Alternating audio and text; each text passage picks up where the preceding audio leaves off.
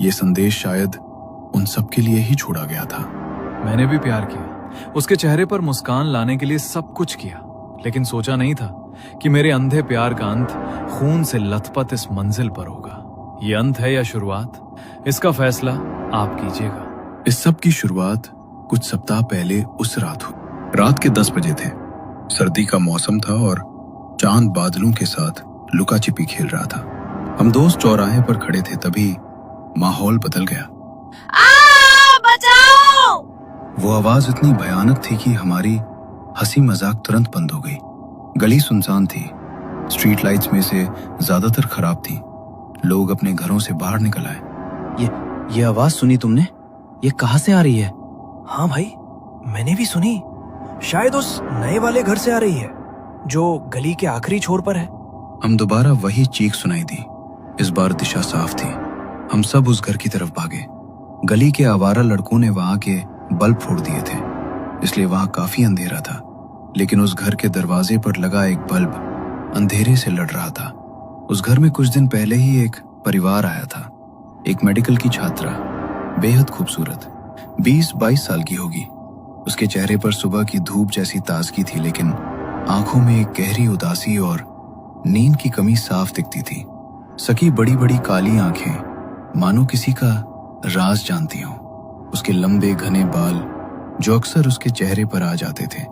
वो साधारण सूती कुर्ता और जीन्स पहनती थी, लेकिन उसकी चाल में एक अजीब ठहराव था। मैंने उसे कभी सामने से नहीं देखा था, बस दोस्तों से सुना था। जल्दी चलो, दरवाजा तोड़ना पड़ेगा। हम दरवाजे पर पहुंचे। अंदर से अभी भी चीखें आ रही थी। मैंने आओ देखा न ताओ, कंधे से धक्का देकर दरवाजा खोल दिया। अंदर का नजारा देखकर हमारे पैरों तले जमीन खिसक गई। उसकी माँ दीवार का सहारा लेकर रो रही थी और सामने वो लड़की एक कुर्सी पर बैठी थी। उसके पिता उसे कसकर पकड़े हुए थे और उसका सगा भाई अपनी ही बहन को रस्सियों से बांध रहा था। ये क्या कर रहे हैं आप लोग? अपनी ही बेटी के साथ, छोड़ दीजिए उसे। लड़की सिसक रही थी। वो सफेद गाउन में थी, बाल बिखरे हुए। रस्सियों की रगड़ से उसकी कलाइयों से खून रिस रहा था। उसकी नीली आंखों में एक गहरी थकान थी, जैसे वो सदियों से लड़ रही हो। उसे देखते ही मेरे मुंह से बस एक ही बात निकली, कर्स्ड ब्यूटी, एक शापित सौंदर्य। घर के अंदर तनावपूर्ण माहौल था। लड़की की सिसकियां गूंज रही थीं। पिता की पकड़ धीरे धीरे ढीली पड़ गई। उनकी उंगलियां कांपने लगी और फिर जैसे उनकी सारी ताकत खत्म हो गई हो, वे वहीं जमीन पर बैठ गए। अपने दोनों हाथों से चेहरा ढककर वे फूट फूट कर रोने लगे। ऐसा लग रहा था जैसे उनके कंधों पर पूरी दुनिया का बोझ आ गया हो। शांत हो जा मेरी बच्ची, भगवान के लिए शांत हो जा। तेरी माँ यहीं है, तुझे कुछ नहीं होने देगी। माँ ने उसके चेहरे से बाल हटाए।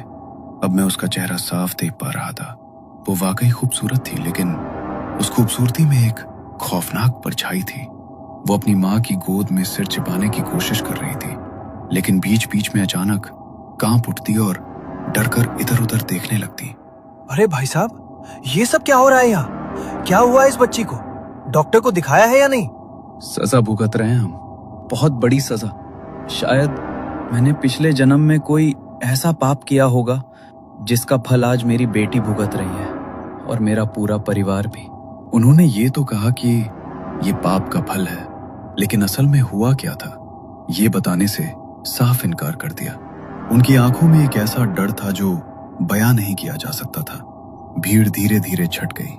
हम सब वापस आ गए। उस रात मैं अपने बिस्तर पर लेटा था, लेकिन नींद कोसों दूर थी। क्या हुआ होगा उस लड़की को? ऐसी कौन सी बीमारी है जिससे वो मेडिकल स्टूडेंट होकर भी नहीं लड़ पा रही? और उसका परिवार, वे उसे बांध क्यों रहे थे? दीवार पर बल्ब के पास एक छिपकली एक कीड़े का शिकार करने के लिए घात लगाए बैठी थी। मेरी नजरें उस शिकार पर थीं, लेकिन दिमाग में बस वही चेहरा घूम रहा था, वो शापित सौंदर्य। आखिर कब तक वो ऐसे तड़पेगी? क्या मैं कुछ कर सकता हूँ?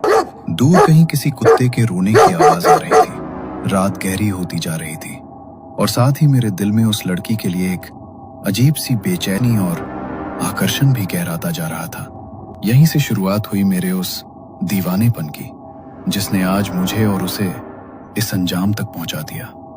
इंस्पेक्टर अस्पताल के बाथरूम में रिकॉर्डिंग सुन रहे थे।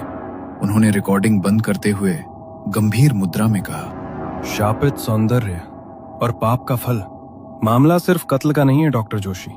इसकी जड़ें उस घर और उस लड़की की बीमारी में छिपी